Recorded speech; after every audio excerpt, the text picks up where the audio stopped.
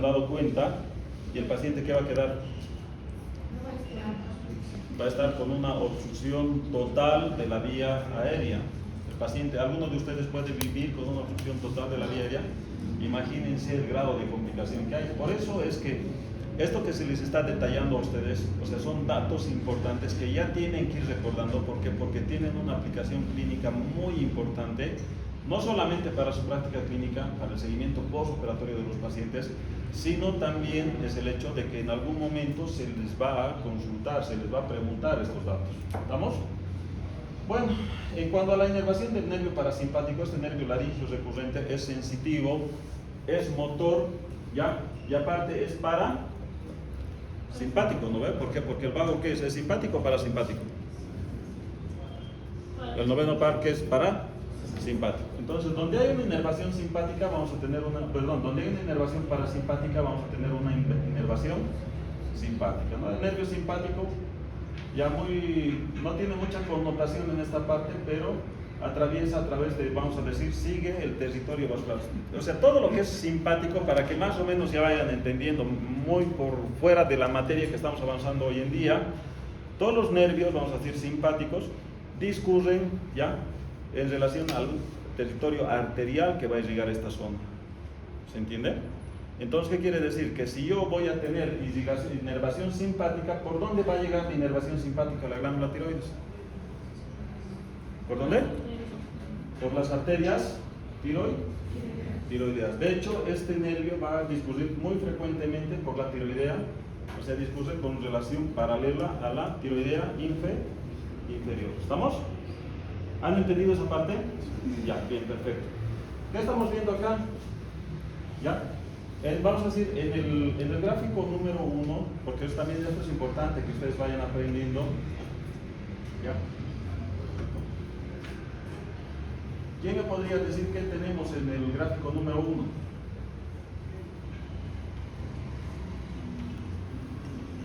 Esto ocurre aproximadamente, vamos a decir, entre el 1 y el 5% de la población.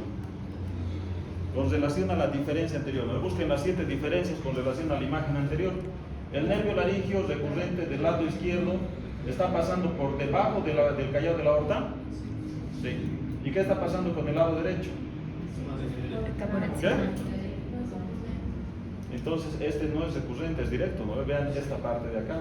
O sea, nosotros vamos a tener que el nervio laringio, vamos a decir, del inferior, porque tendría que ser inferior, ya va a ir directamente en una dirección horizontal hacia lo que sería la laringe y la glándula tiroides.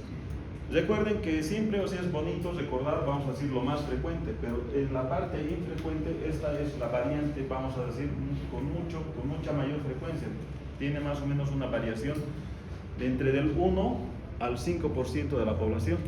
Imagínense, si yo ya les he dicho per se que el nervio recurrente es difícil de identificar y que es muy frecuentemente lesionado en una tiroidectomía, imagínense esto. ¿Esto es fácil de ubicar para ustedes? ¿Creen que esto es fácil? Entonces, esto es lo que le da la complicación a la cirugía. Y esta relación, vean, esta alteración anatómica, ¿con qué otra alteración está, vamos a decir, relacionada? ¿Qué ven en esa imagen? ¿Qué? Ya tienen que empezar a afinar su ojito. Vean acá que esta arteria es una arteria, vamos a decir, con un origen anómalo, que es la arteria subclavia del lado derecho, ¿no ves? Vamos a decir, esta arteria es vamos a decir, la carótida primitiva del lado izquierdo. Esta es la arteria subclavia del lado izquierdo, y por ende va a ser la arteria subclavia del lado derecho. Vean por dónde está discurriendo, ¿por delante o por detrás? Detrás. ¿No ven? Entonces, ¿qué quiere decir? Que cuando yo en una imagen tomográfica, por eso, o sea, la relación, vean, la frecuencia de presentación es de 1 al 5%. Lesionarle el nervio recurrente no, vamos a decir, no es algo grato ni para el paciente ni para el cirujano. Entonces, cuando yo ya vea en una imagen tomográfica o ecográfica y vea que tenemos un origen anómalo de la arteria subclavia, yo por ende ya tengo que inferir que ese paciente tiene una variación anatómica en el nervio laringio recurrente del lado derecho. ¿No ven? ¿Ya? Y esto, vamos a decir, ya son variaciones más, o sea, un poco frecuentes, donde vemos ya que puede haber, vamos a decir, como un plexo que va a formar el nervio laringio del lado derecho. O sea, como les digo, ¿cuál es el nervio que más frecuentemente se lesiona? El derecho. ¿Cuál es el que más frecuentemente tiene variaciones anatómicas? El derecho. ¿No? Entonces, cuando asistan a un procedimiento quirúrgico, o qué sé yo, o vean un cirujano de cabeza y cuello, van a ver, vamos a decir que se toma el tiempo necesario para identificar lo que es el nervio laringio derecho, porque ya es el que más frecuentemente se lesiona. ¿Estamos? Ojo que esas preguntitas pueden salir en el examen, ¿no? O sea, ¿qué músculo inerva, vamos a decir, el laringio superior? ¿Qué músculo inerva el laringio inferior?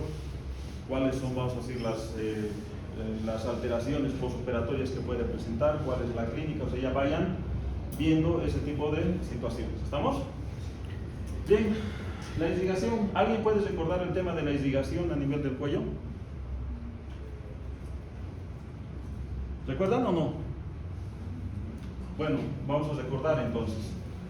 Yo tengo, vamos a decir, en un gráfico, porque este gráfico de acá se ve, pero para que ustedes entiendan, cómo está irrigado la arteria, la glándula tiroides. ¿Cómo está irrigado la glándula tiroides?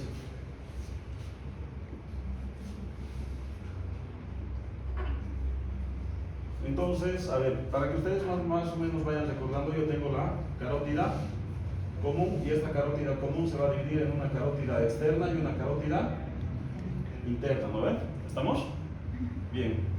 Y acá en el tronco brachiocefálico habíamos dicho, brachiocefálico, habíamos dicho que se iba a dividir en lo que sería la carótida primitiva propiamente dicha y lo que es la arteria subclaviana, ¿no ven? Entonces, si yo estoy hablando de que tengo que averiguar cuál es la irrigación de la glándula tiroides, de hecho, el concepto más básico, ¿quiénes quieren ser cirujanos acá? Ya, les voy a regalar este concepto. El concepto básico y clave para todas las cirugías, pero para todas las cirugías, es que tengan que conocer la irrigación del órgano que van a operar. Porque es lo primero que yo tengo que ir a controlar. Imagínense, yo tengo que hacer una esplenectomía, ¿qué arteria tengo que ir a ligar? El esplénico. Si yo tengo que hacer una apendicectomía, ¿qué arteria tengo que ir a ligar? La arteria appendicular, ¿no ve? Si yo tengo que ir a hacer una tiroidectomía, ¿qué cosa tengo que ir a ligar primero? La arteria tiroidea, ¿ya? Con relación al lugar donde yo voy a operar. Entonces, precisamente por eso vamos a hacer un recorte anatómico. Lo que sería, vamos a decir, la arteria, o sea, vamos a tener, para la glándula tiroides vamos a tener dos arterias. Vamos a tener una arteria tiroidea superior y vamos a tener una arteria tiroidea inferior. ¿Estamos? ¿De dónde viene la arteria tiroidea superior?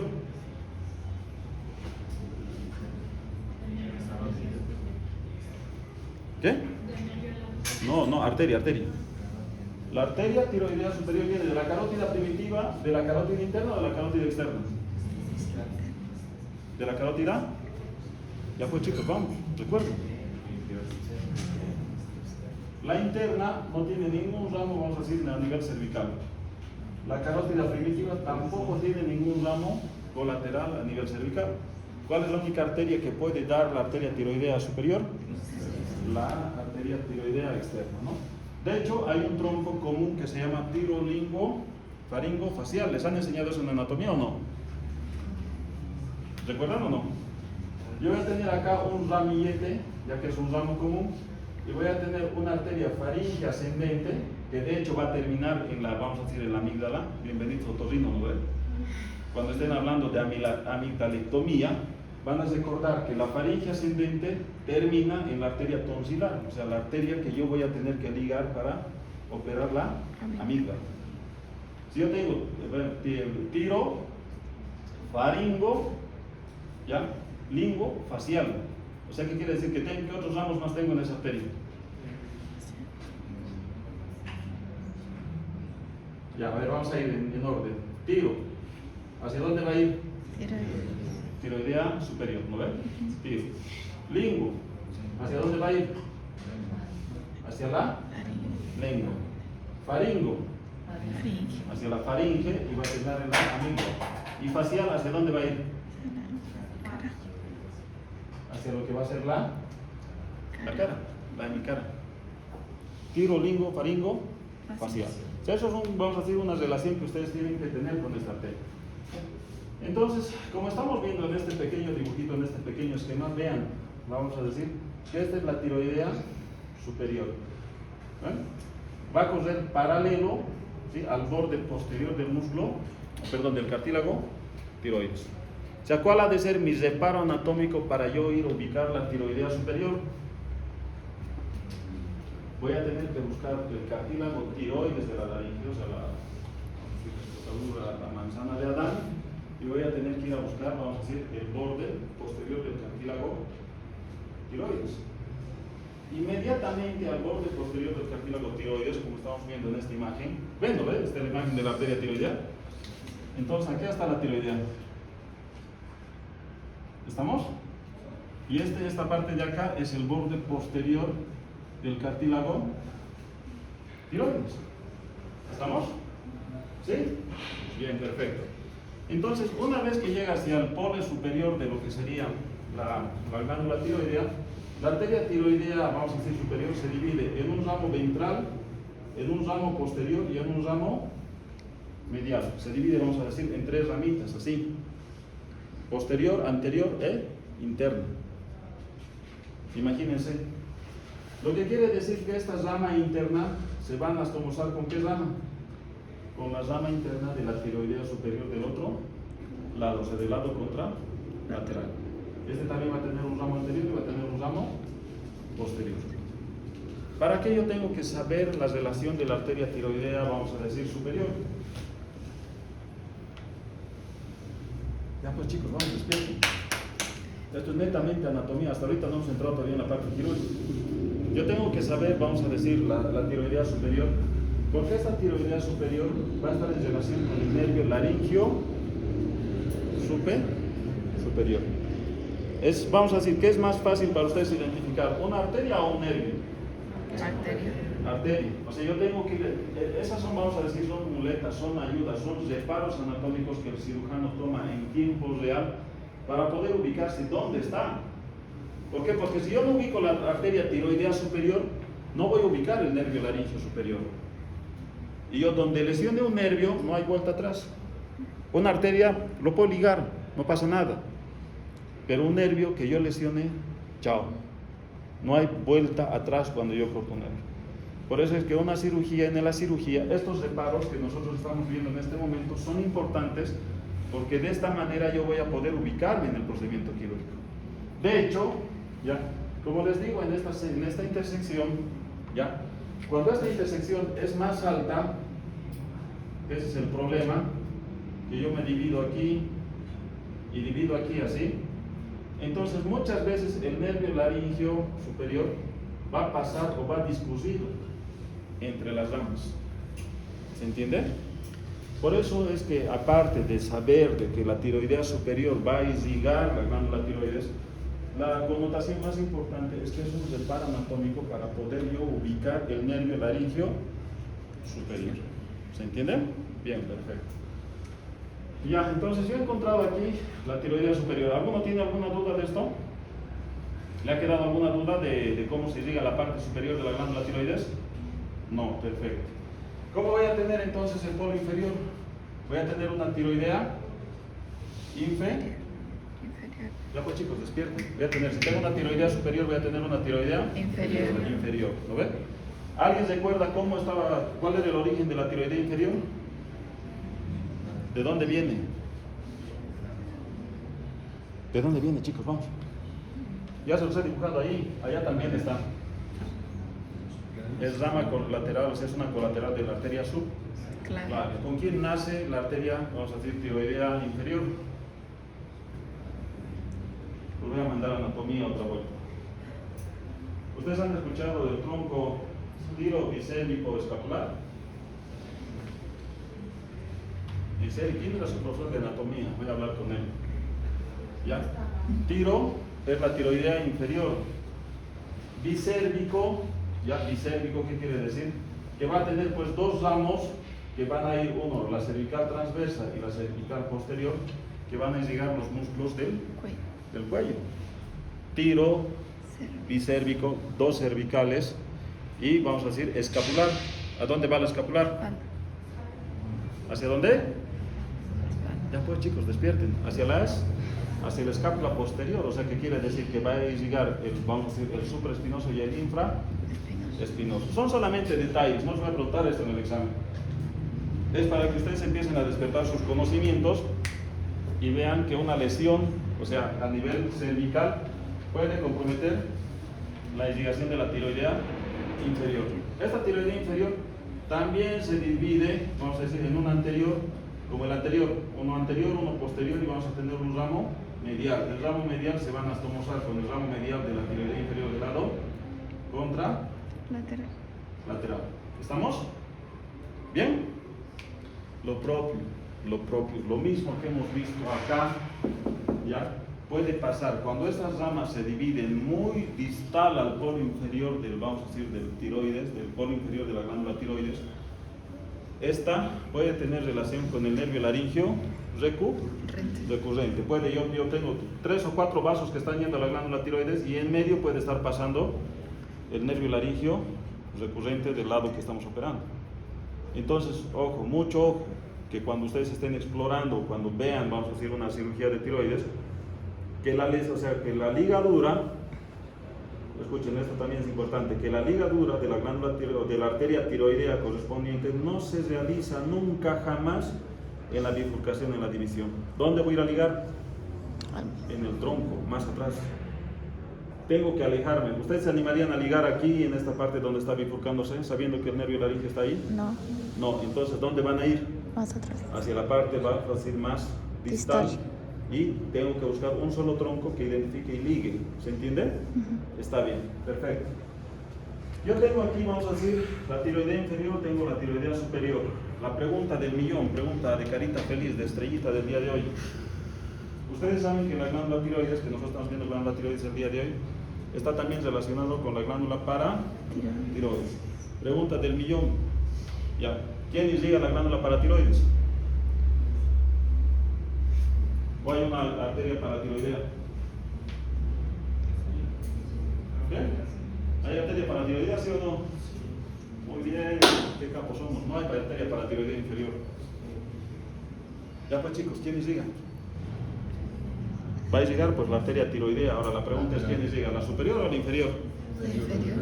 ¿Qué? A ver, como en la Cámara de Diputados, a ver, levanten la mano los que digan superior. Superior, vamos. ¿Superior nadie? 3, 4, ya. El resto por ende o no sabe o no participa. La tiroidea inferior, chicos, la tiroidea inferior es per se la rama que va a irrigar las glándulas paratiroides inferiores y superiores. ¿Se entiende? O sea, ¿qué quiere decir? Que en el 90% de los casos, esta arteria tiroidea inferior, ¿ya?, es la que va a irrigar la glándula paratiroides. Entonces, ¿qué quiere decir? ¿A quién le tengo que prestar más atención? ¿A la tiroidea superior o a la tiroidea inferior? A la inferior. A la tiroidea inferior, ¿no? ¿Por qué? Porque esta rama tengo que buscar. ¿Cuál rama van a buscar? ¿El medial, el anterior o el posterior? ¿Cuál van a buscar? ¿Cuál le van a dar importancia? Porque he hecho que las ramas se dividen en 3 ramitas, ¿no ves? Uno anterior, uno posterior y uno medial. Y les estoy diciendo que la rama tiroidea inferior, en el 90% de los casos va a irrigar, vamos a decir, la paratiroides inferior y la paratiroides superior. ¿No ves? 90% de los casos. ¿A qué ramito de la tiroidea inferior tengo que cuidar? Medial. Ok. ¿Medial, anterior o posterior? Medial. Chicos, a la posterior, pues. Porque la glándula paratiroides se encuentra per se ubicada en la parte posterior de la glándula tiroides. ¿Se entiende? Sí. Aquí están. Perdón.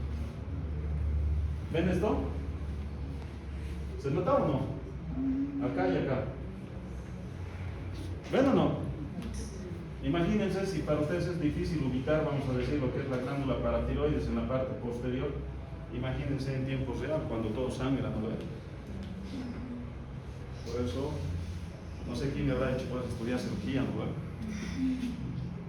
Ya, entonces, estas ramitas, ven, acá está la rama posterior de la glándula, de la arteria tiroidea inferior. ¿No ven? ¿Todos están? ¿Estamos? ¿Así les han enseñado en anatomía o no? ¿Sí o no? Bien, perfecto.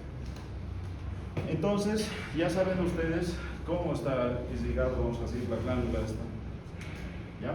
¿Cuánto pesa la glándula tiroides? ¿Cuánto pesa la glándula tiroides? Ya os he dicho.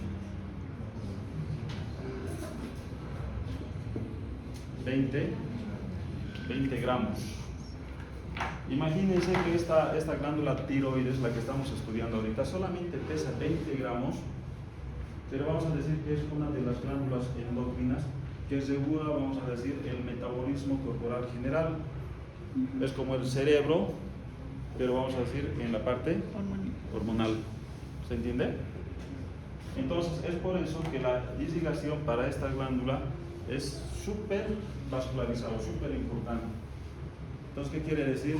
Que cuando yo lesiono una arteria, madre mía, el riesgo, o sea, el sangrado que ocasiona dentro del procedimiento quirúrgico es de tal magnitud que en 5 segundos se te llena el campo operatorio. Es como que se tapa, se hunde la glándula tiroides en un charco de sangre. Y donde yo no ligue una arteria, que seguramente ya han llevado cirugía, ustedes no ven, han llevado hemostasia. Saben que la hemostasia, o sea, dentro de la hemostasia hay una hemostasia primaria y una hemostasia secundaria. El primer paso de la hemostasia primaria es la vasoconstricción. Donde yo ligue una arteria, la arteria hace vasoconstricción, termino el procedimiento operatorio, posteriormente esa arteria se abre, hay una complicación que luego vamos a ver en cirugía que se llama el hematoma sofocante, ya que es como un síndrome compartimental en el cuello. Es por eso que todo esto que estamos viendo, vamos a decir, tiene una importancia, vamos a decir, práctica muy importante. Es por eso que ustedes no pueden o no tienen, vamos a decir, el derecho de dudar, vamos a decir, en sus conocimientos de esto, ¿ya? Así que cuando lleguen, vamos a decir, a las visitas médicas, ¿ya? Y estén, vamos a decir, en su internado, y más los que roten conmigo, prohibido dudar, ¿no? ¿Se entiende? Bien. Yo tengo, vamos a decir ahora que hablar de lo que son las venas. ¿Cómo es el drenaje venoso, vamos a decir, de la glándula tiroides?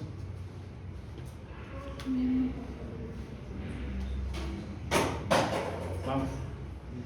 O sea, ¿qué quiere decir? Que donde yo tengo una arteria, por lo general, no tengo una o dos venas. O sea, ¿qué quiere decir? Que si tengo una arteria tiroidea superior, voy a tener una vena tiroidea superior, ¿no ves? Entonces vamos a poner aquí, tengo otro colorcito, yo voy a tener una tiroidea superior, o sea, esta es la vena tiroidea superior, ¿se entiende? También va a tener un ramo medial, va a tener un ramo anterior y va a tener un ramo posterior y va a tener la vena correspondiente, tiroidea superior. ¿A dónde va a ir la vena tiroidea superior? ¿Qué? ¿A dónde? ¿Cuál yugular? ¿Anterior, media, anterior, posterior, interna o externa? ¿Quién dice que externa? Uno. ¿Quién más? ¿Quién es otro valiente? Empiecen a participar, chicos, porque prefiero que se equivoquen acá, que han venido para, vamos a decir, aprender y tener la posibilidad de equivocarse, porque donde se equivocan, ya, y se dan cuenta que estaban equivocados, es más fácil que se corrijan. ¿Se entiende? Peor es que cuando estén con el paciente. O sea, la vena tiroidea superior va a ir, vamos a decir, y va a ser una colateral de la vena yugular interna. Tal. ¿Ya? Va a la vena yugular interna. Perfecto. Yo tengo una arteria tiroidea inferior. ¿Hacia dónde va a ir la vena? Hacia la vena subclaviana. No es el genio, chicos. Solamente hay que razonar, hay que utilizar lo que ustedes ya saben. Y bueno, vamos a decir, en una variación anatómica tenemos una vena tiroidea media. O sea, esa es la diferencia. Yo tengo dos arterias y tengo tres venas. ¿Se entiende? Tengo tres venas. La vena tiroidea superior, tengo la vena tiroidea inferior, la vena tiroidea media. La vena tiroidea media también va a la yugular interna. ¿Yo para qué necesito? ¿Para qué chingados necesito saber esto?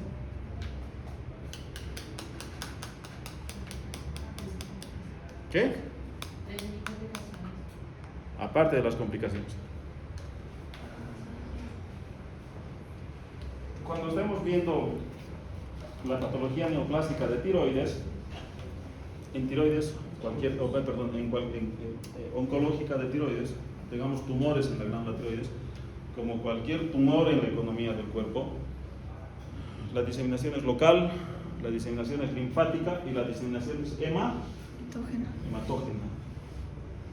Entonces, ¿qué quiere decir? Que yo tengo que tener mucho cuidado en cirugía neoplásica de tiroides. ¿Por qué? Porque yo voy a manipular la glándula tiroides, ¿no ve? La voy a movilizar, la voy a pellizcar, la voy a subir, la voy a bajar, la voy a lateralizar para hacer los gestos quirúrgicos de sacar. ¿Creen que en ese momento que yo estoy haciendo la manipulación de la glándula tiroides no va a haber metástasis, no va a haber siembra tumoral? Va a haber, ¿no ve? ¿Cuál sería su mecanismo para reducir al máximo la posibilidad de que haya una diseminación tumoral? ¿Qué? Tengo que hacer ligadura de la vena tiroidea. ¿Por qué? Porque es el mecanismo por donde va a salir. La arteria entra y la vena sale. Entonces, si estoy tratando de que no salgan células tumorales, ¿qué es lo que voy a ligar? La vena. Entonces, esas son las indicaciones, son las connotaciones importantes. Chicos, medicina no es complejo, solamente es de razonamiento. Cuando tengan patología tumoral, tumor de esófago, tumor de colon, tumor de, qué sé yo, hepático, lo que quieran, tienen que hacer el control vascular, principalmente drenaje venoso. Si quiero cerrar la puerta, o sea, los voy a crujir a ustedes, los voy a matar, ¿no ven? Van a querer salir. Si cierro la puerta, ¿van a salir? No, entonces ese es vamos a decir, la ligadura de la vena. Yo voy a cerrar la puerta. ¿Estamos? ¿Alguno tiene alguna pregunta con relación a esto? No, ¿se van a acordar? Como pregunta de examen, todo lo que les he dicho es preguntable. En caso clínico, pregunta directa es preguntable. ¿Ya? Todo lo que les acabo de decir es preguntable. De todo lo que les acabo de preguntar, seguro en irrigación de arterias les van a preguntar quién irriga las glándulas para tiroides. Pregunta de examen, acá y en la China. O sea, son preguntas que se repiten porque por la importancia que tiene esa pregunta. Así que cuando vayan en el tiempo y así, y se acuerden, no les hagan una pregunta de las que les estoy diciendo que les van a preguntar, espero que se acuerden de mí, ¿no ven? O se van a acordar de su profesor de anatomía. Bien, entonces, a ver, ¿qué estamos viendo en esa parte de ahí, en ese dibujo inferior del lado derecho? Es más, está con flecha. ¿Alguien puede decirme qué es eso? ¿Qué es esto? ¿Ya viste imágenes o todavía? Sí. Esto es una tomografía, ¿no ves? Corte sagital, coronal o axial. Es un corte, por si acaso, cuando vayan al internado les van a enseñar, les van a pedir que lean los estudios. Y ustedes se tienen que ir con, vamos a decir, con el léxico médico. Esta es una tomografía, vamos a decir, de tórax superior en un corte axial. Bien, ya saben, ¿es ventana pulmonar o ventana mediastínica? ¿Ya han llevado imágenes o todavía? Sí. Sí, entonces ya saben, ¿qué es ventana mediastínica o ventana pulmonar? ¿Alguien ve el pulmón en ese corte? No, entonces ventana mediastínica, perfecto, ya nos hemos ubicado. Ahora, ¿qué estoy viendo en esa imagen? Ahí está la flechita, aquí está el blanco, ¿qué es?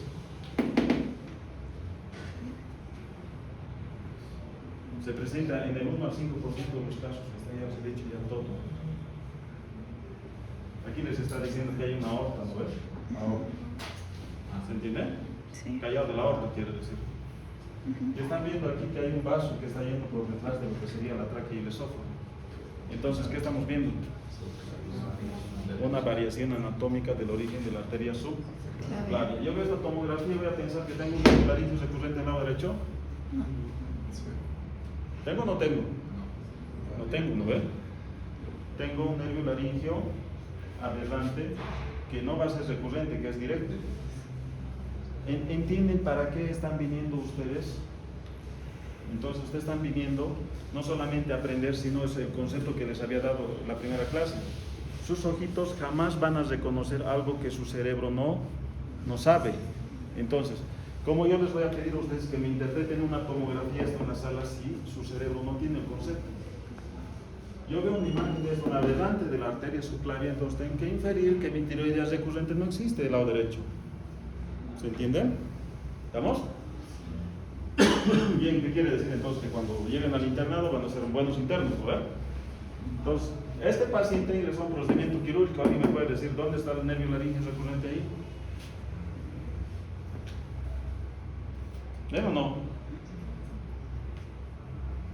Vuelto y les repito, sus ojitos jamás van a reconocer lo que su cerebro no sabe. ¿Ven esto que está aquí? Así como subes, como un gusano que viene por aquí. Este es el porte posterior de la glándula tiroides del lado derecho.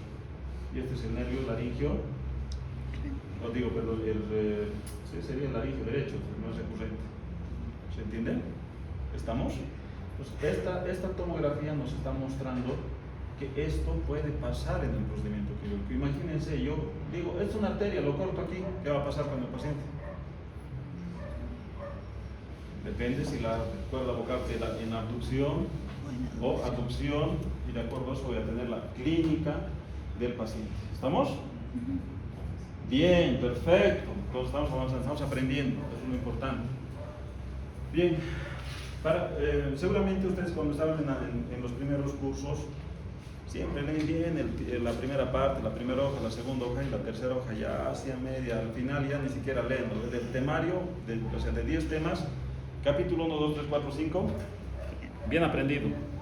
El 6 y el 7, para los aplicados. El 8, 9 y el 10, ahí así, que Dios nos cuide, ¿no? Y nos ampare. Por si acaso eso se llama psicología del evaluador, porque yo cuando quiero matarlos, ¿dónde voy a sacar las preguntas? ¿De los primeros temas o de los últimos? De los últimos, ¿no? Entonces, cuando el doctor Jiménez es así, es entrenar, por si acaso, esto es entrenamiento, chicos, ¿ya? Entonces, cuando vayan al examen, la psicología, ¿no? Estudien los últimos temas y después los primeros.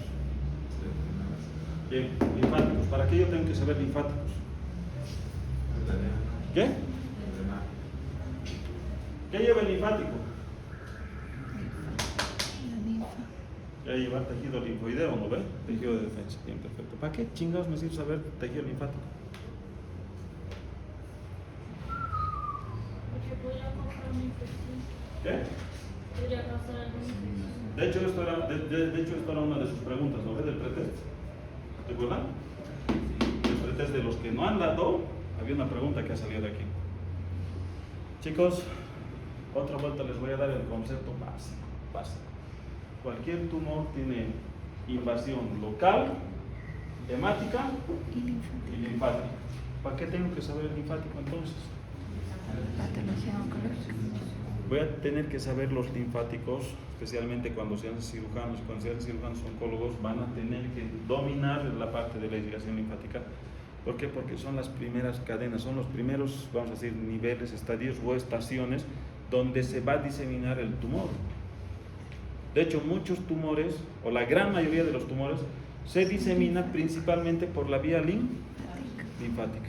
Entonces, en lo que sería la vía linfática, ya, este gráfico tiene que sonarles, o sea, tienen que hacer este dibujito, vamos a decir, y pegarlo en su ventana, en su puerta, en su cuarto, en el techo, o sea, donde vean ustedes al lado del espejo.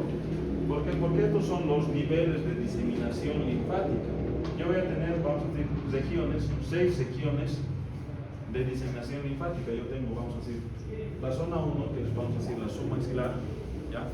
Que está dividido por el músculo digástrico, ya la parte media es la 1A, y lo que está entre los dos brazos de lo que serían los digástricos, el músculo digástrico, el vientre anterior y el vientre posterior, y eso va a ser la zona 1B. Posterior al nervio digástrico tengo la zona 2, ¿ya? 2A y 2B. La 3 es el tercio medio del esternocleidomastoideo. Vean, aquí hay una línea tangencial que discurre por el cuerpo del hueso yoides, ¿no ves? ¿Entienden? Aquí está el hueso yoides, este hueso que está amarillo, ¿no ves? Por el borde superior hay una línea horizontal, entonces todo lo que está por arriba es zona 2. Lo que está entre el hueso yoides y el borde inferior del cartílago cricoides es la zona 3. La zona 4 es lo que está por debajo hasta el opérculo torácico, y lo que es la zona 5 es el borde anterior del esternocleidomastoideo con el borde posterior el borde anterior del trapecio con el borde posterior del esternocleidomastoideo haciendo un triángulo, y el homoyoideo lo divide en 5A y 5E. ¿Estamos? repaso anatómico nada más. Y el 6 queda en la parte medial. ¿Estamos? Bien. El 2, el 3 y el 4 están relacionados con la cadena vascular, o sea, yugo, caro, tibia. ¿Recuerdan de linfáticos, no ve? La cadena yugo, caro, tibia. Bien, perfecto. Esto vamos a decir, ¿qué nos interesa? ¿Qué? O sea, este cuadrito lo van a aprender de memoria, chicos. Cuando hablen de patología tiroidea, paratiroidea o tumores del cuello, esto tienen que saberlo de memoria. ¿Dónde creen que se va a diseminar? O sea, ¿cuál es la región que más frecuentemente va a diseminar rápido el tumor de tiroides? ¿En qué zona? 2, 3 y 4. ¿Cuál? 3.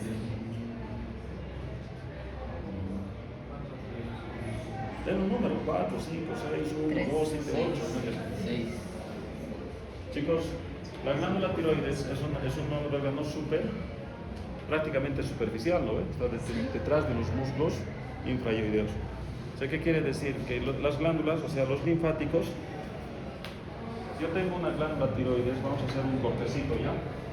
Yo tengo aquí mi glándula tiroides, ¿ya? Este es el istmo, aquí está del otro lado. Y yo lo voy a partir a la glándula tiroides así, en una forma, vamos a decir, sagital. Y ahora estoy viendo el corte en este sentido, ¿se entiende? Los rebanados, como un corte de un chorizo más o menos. ¿Estamos? Entonces yo tengo aquí los linfáticos dentro de la glándula tiroides y estos linfáticos se van a interconectar uno con otro y van a ir hacia la parte superficial, por debajo de la cápsula de la glándula tiroides. O sea, ¿qué quiere decir? Que los linfáticos van del centro primero hacia la periferia, hacia la parte más superficial de la glándula tiroides. ¿Se entiende? Y una vez que están ahí, ya, como buenos vecinos, estos linfáticos se interconectan muy fácilmente a través del istmo.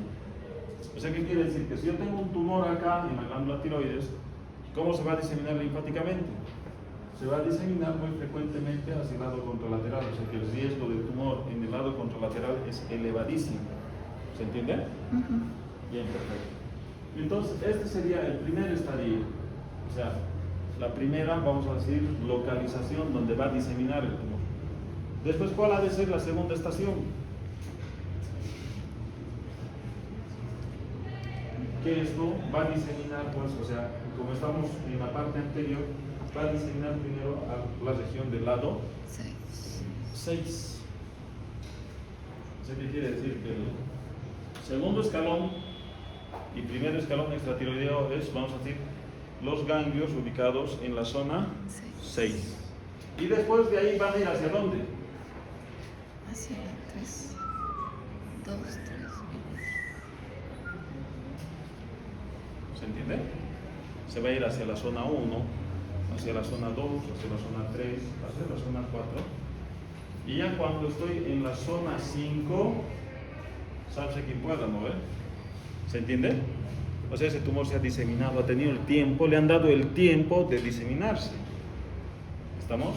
Por eso es que cuando hay una paciente con un nódulo, con una masa, vamos a decir, y cuando vemos que el clínico, el médico general, el médico tradicional, el cayahuaya, y así le dice al paciente, no ve, y así, tienes una bolita aquí, tómate esto y te veo de aquí a 2, 3 meses.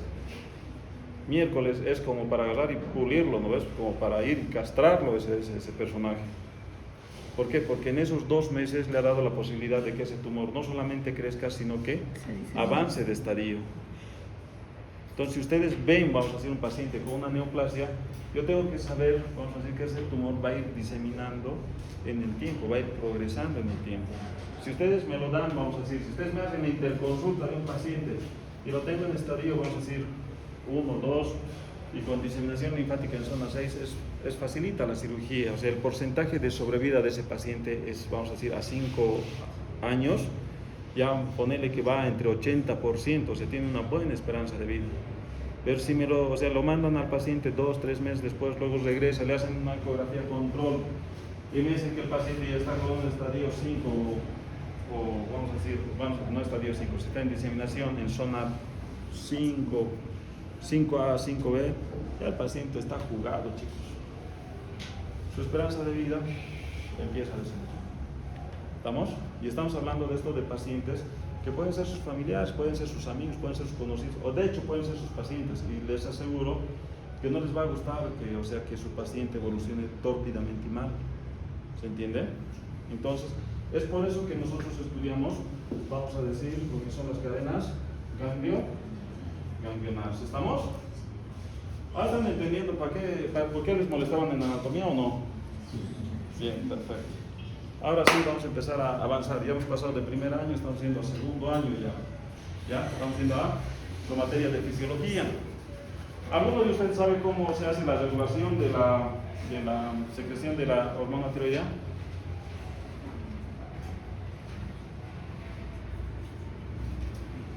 Ahí está, pues está en el gráfico, chicos. Tenemos un eje hipotálamo hipofisiario. ¿Lo ven? Aquí vamos a empezar a mezclar conceptos. ¿Están entendiendo? ¿No? Vamos yendo muy rápido. No. ¿Hay alguna duda con lo que les he dictado hasta ahorita? No, perfecto. Bien, entonces, la primera pregunta que les voy a hacer a ustedes, ¿cuál es el principal órgano productor de T3? ¿Dónde se produce la T3? Pregunta de examen. Esta pregunta define su ingreso a la residencia. A las residencias de sus sueños, ¿no? ¿Dónde se produce la T3? Órgano más frecuente de localización de producción de T3. ¿Qué? Ya pues, ¿dónde? Ay, Dios mío. No te voy a tener que matar con ustedes. Esto en realidad tendría que haberlo pasado así, a la siguiente. La glándula tiroides. ¿Creen que la T3 se produce frecuentemente, o sea, en mayor cantidad en la glándula tiroides, sí o no? ¿Sí? ¿Todos están de acuerdo? ¿O no? ¿Sí o no? Hijos de su mamá. No se produce en la glándula tiroides la T3. Ahora les voy a explicar por qué. Vamos a ir resumiendo. Esa es una pregunta que luego después me van a volver a contestar ustedes. Ya, entonces yo voy a tener un eje hipotálamo hipofisiario de control de la secreción de T3, T4. O sea, yo tengo que producir aquí T4 y T3. Les he hecho, vamos a ver las cosas. ¿Cómo se produce la T3 y la T4? Esto es un repaso solamente de fisiología, lo vamos a hacer rápido. El núcleo paraventricular del hipotálamo, el núcleo paraventricular que tiene paraventricular del hipotálamo, se produce en la TRH. ¿Qué es la TRH? Pregunta, está en inglés, ¿lo ven?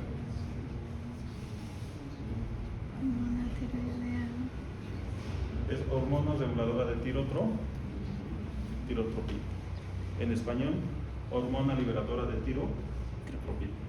O sea, ¿qué quiere decir? Que el núcleo paraventricular va a liberar TRH y va a producir en la adenopsis el aumento de secreción de TSH. ¿Qué es la TSH? Está también en inglés, ¿no? Se llama hormona estimulante del tiroides. ¿Lo ven? Hormona estimulante del tiroides. ¿Estamos? El núcleo paraventricular, ya, que vamos a ver después, produce la TRH y produce la TSH. Se libera la TSH, vamos a decir, en la adenopsis.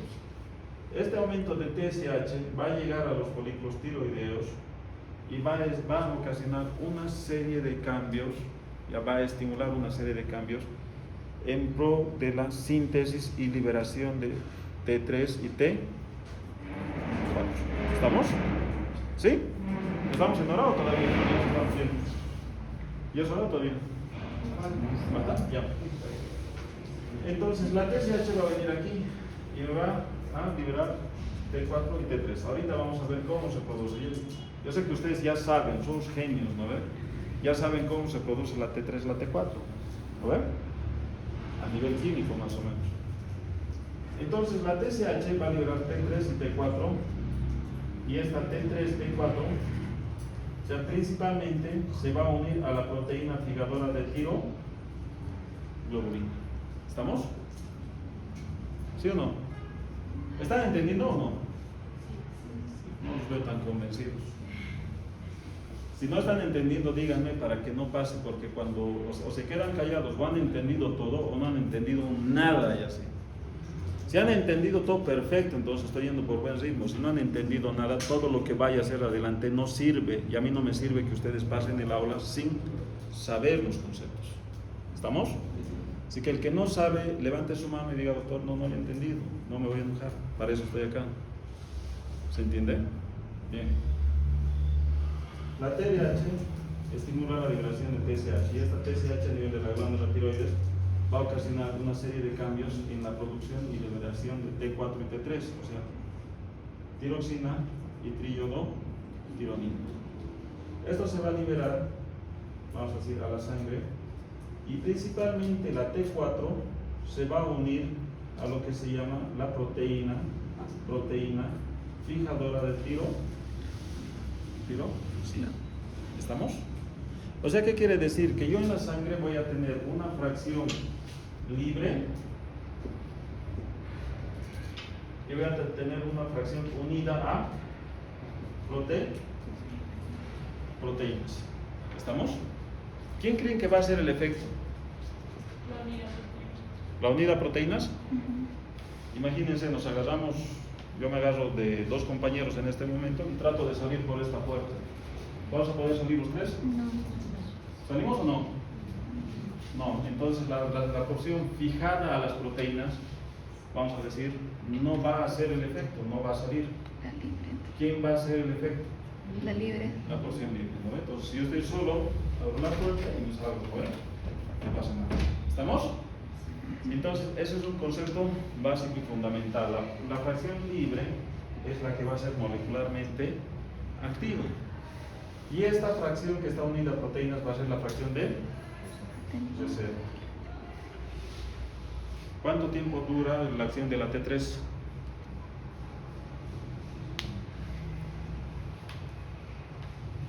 La T3 tiene una vida media. O sea, la T3 ahorita vamos a ver que es la proteína, o sea, la molécula activa. O sea, todas las funciones de la glándula tiroides se van a desarrollar a través de la T3, todas, el 100%.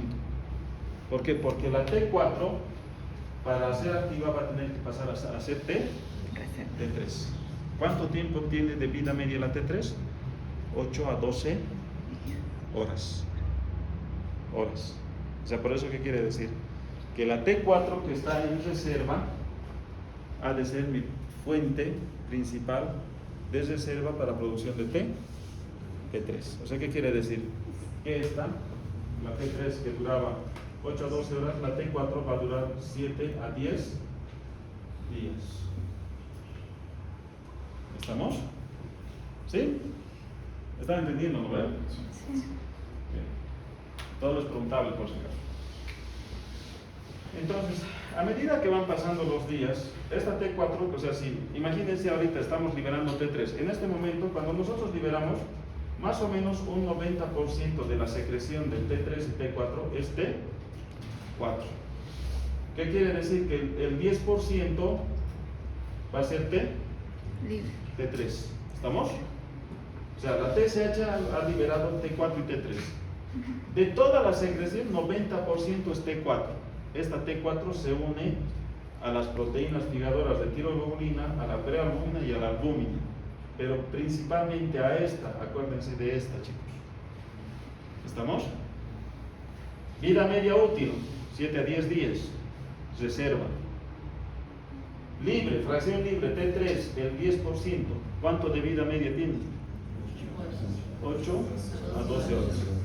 O sea, ¿qué quiere decir? Que si somos, vamos a decir, ahorita son las 8 de la noche, hasta las 12 son 4, hasta las 4 de la mañana, 8 de la mañana más o menos, la secreción que estamos liberando ahorita de T3 se terminó. ¿Quién nos va a dar T3? La T4. Entonces, a medida que vaya circulando esto, ¿ya? En la parte periférica se va a convertir a T3.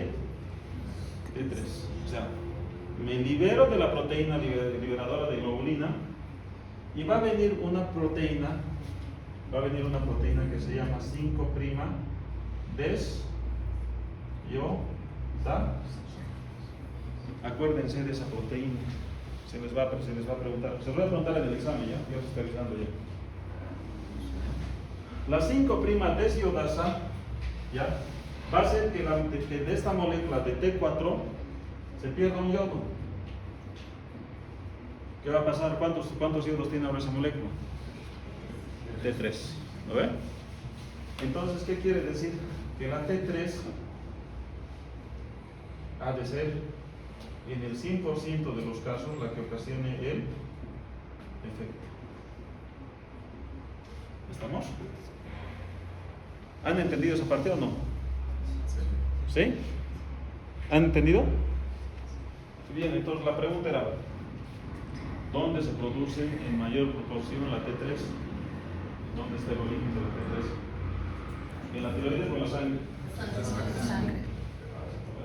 Después cuando van al examen de residencia dicen, pero no, esa pregunta no se puede buscarla, no sabía de dónde se ha inventado el docente. Y para eso son vamos a decir, las bases que a ustedes les explican las preguntas que salen en los exámenes.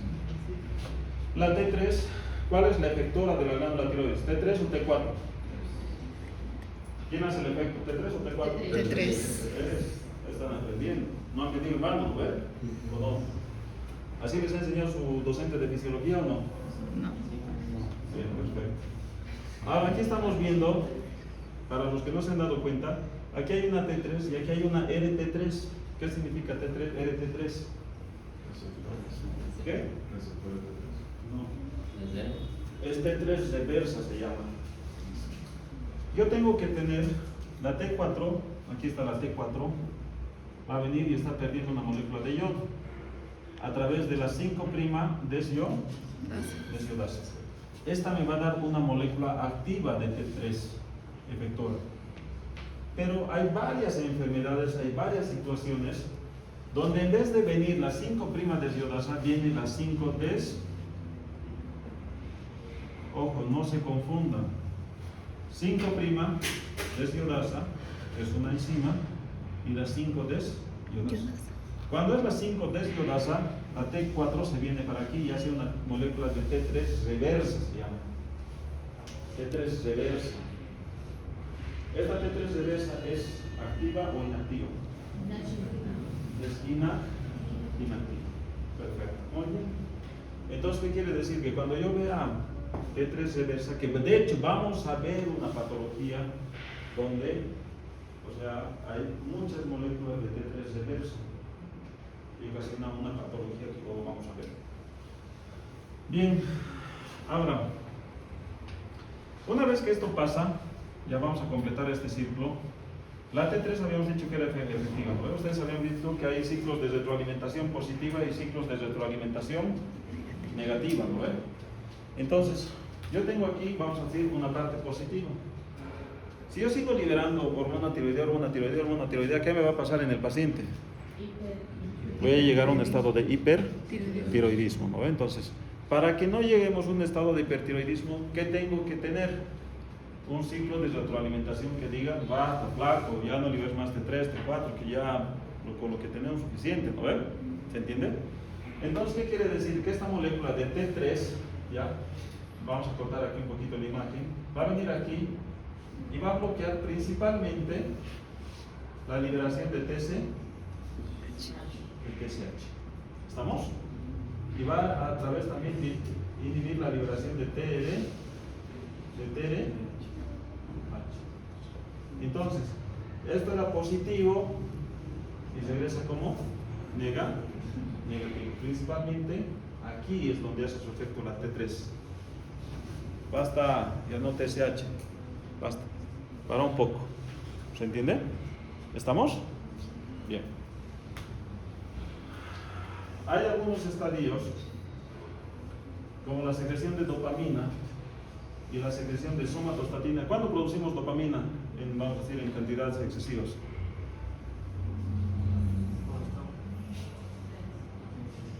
Cuando les diga, no ve chicos, ellas sí tienen conmigo examen mañana. Ahí van a estar estresados porque el examen que les voy a tomar es para personas que han estudiado, ¿no ve? Y si no han estudiado durante toda su cursada, entonces van a estar en un estado de estrés tal que su TDAH no va a librarse. De hecho, algunos sienten ese malestar, ¿no ve?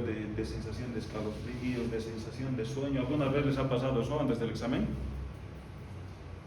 ¿A alguno le ha pasado la sensación de que tenía más ganas de dormir días previos a un examen difícil?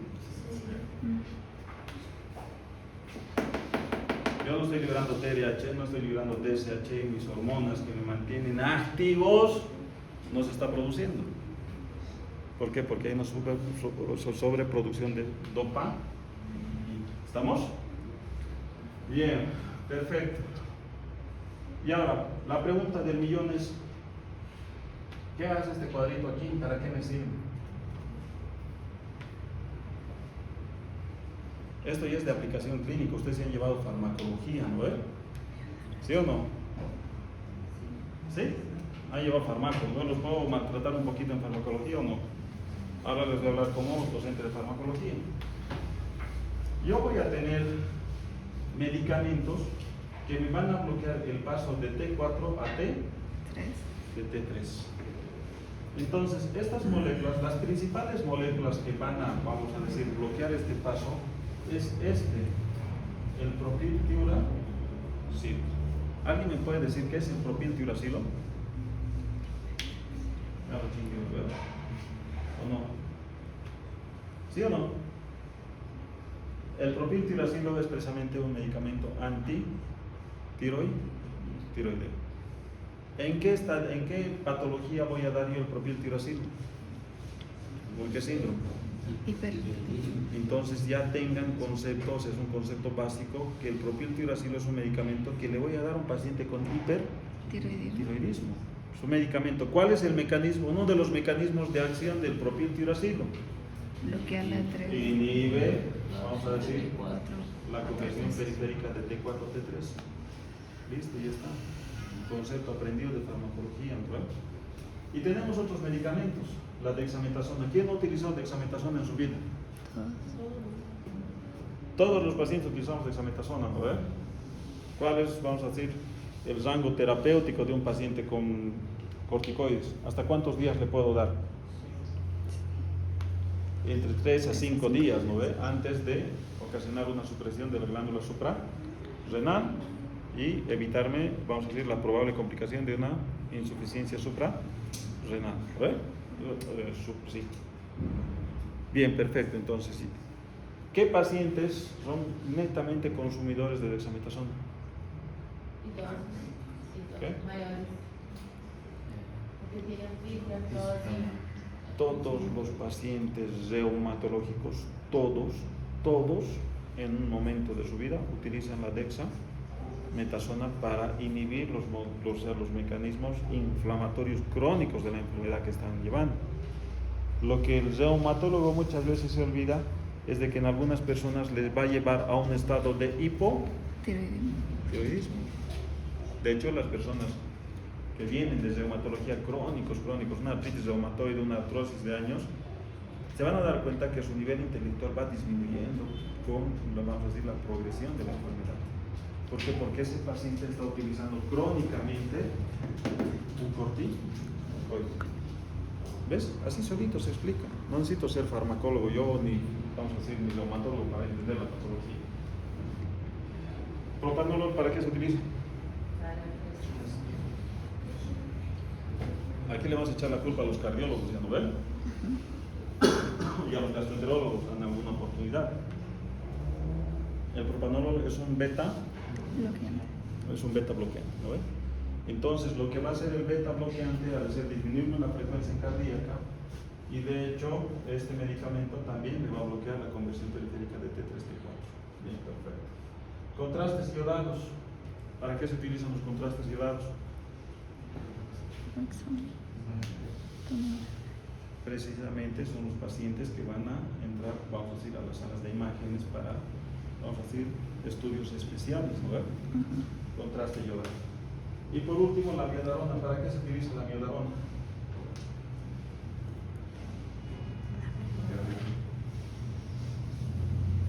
es el antiarrítmico. O sea, si algún medicamento me tienen que saber en cardiología, como el Padre Nuestro, la amiodarona, ¿no ven? ¿Por qué? Porque es un medicamento antiarrítmico y es agudo. O sea que si salen de farmacología y salen de la universidad, no saben amiodarona, no hagan la emergencia, porque van a matar a alguien. Tienen que saber este medicamento, la amiodarona. ¿Estamos? ¿Han aprendido esto? Sí, ¿no ven? Bien, perfecto. Aquí hay un... ¿Quieren que les dé las diapositivas de la presentación? No, ¿no ven? Sí. Voy a ser bueno con ustedes, les voy a dar las diapositivas. ¿Ya? Entonces, aquí hay un cuadrito que se los voy a dejar a ustedes para que estudien, porque esto no es parte de la materia, pero se los he puesto aquí. En donde tenemos, vamos a decir, la secreción, vamos a decir, del hipotálamo. ¿Hipotálamo? ¿Sí? Hipotálamo, sí. Y aquí están las hormonas liberadoras, o sea, todas las hormonas. ¿Qué tipo de hormona es? ¿Ya? Si circula libre y qué tipo de receptor tiene. De hecho, a nosotros lo que nos interesa, o sea que la hipófisis anterior, la TSH es una glicoproteína. ¿Ya? Es una glicoproteína. Esta glicoproteína, vamos a decir, circula. Como es un, vamos a decir, liposoluble, circula libre en la sangre. Todo lo que es grasa circula libre, ¿no ven? Todo lo que es hidrosoluble necesita un transportador. Entonces, esta glucoproteína llega y va a atravesar a través de los receptores de 7 dominios, ¿ya? Esto es a nivel molecular por si acaso, por eso les digo, no les voy a machacar con esto, pero este receptor es el que termina haciendo el efecto en la célula. ¿Dónde va a hacer el efecto la TSH? En la glándula tiroides, ¿no ves? Entonces, que los timocitos van a tener receptores de 7 dominios. Ese es el receptor que tiene allá. Tenemos la lista, ¿ya? Aquí tenemos la hipófisis posterior y por último tenemos la tiroides. Vean, la T3 y la T4 es una amina, es una proteína, vamos a decir, una parte proteica. Como es hidrosoluble, tiene que ir unido a una proteína, ¿ya? Y posteriormente su receptor va a ser nuclear. ¿Quién es el receptor? O sea, ¿quién es el efector de esto?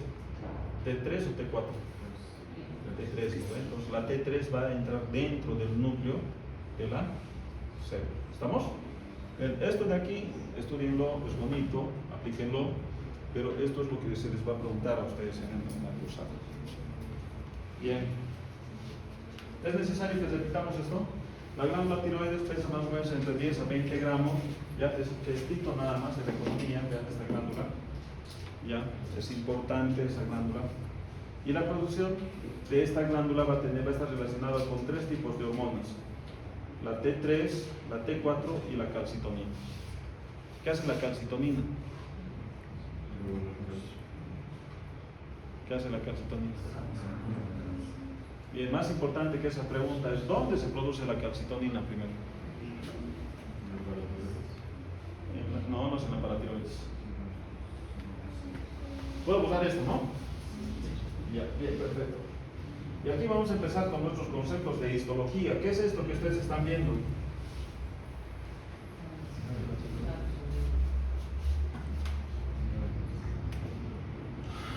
Aquí tenemos, esto es un corte de la glándula tiroides, ¿ya? Aquí ustedes están viendo estas células así punteadas más o menos, estas son las células foliculares, estas son las células que van a producir la T3, T4 y la tiroglobulina.